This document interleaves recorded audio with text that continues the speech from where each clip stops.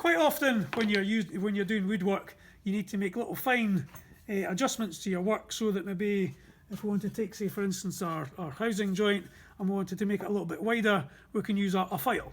Try to avoid using files as much as possible. Occasionally you've got to use a file in woodwork. The problem with using files in woodwork is, because the wood's very soft, it clogs up the teeth of the file. Right? And we need to unclog them, or it's not going to cut properly and it's going to take us ages.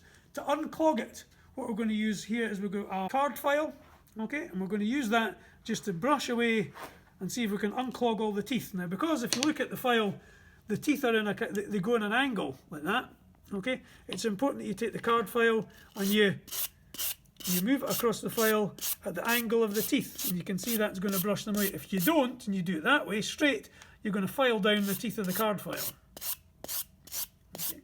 And we've got to go one way, and then if you can you can see the teeth go the other way as well, and then we'll go the other way, and that's just using the card file to clean up the file before we use it. Now, anytime you use a file in woodwork, I would recommend you get one of these and you clean it out before you do any filing, because it makes the filing much easier.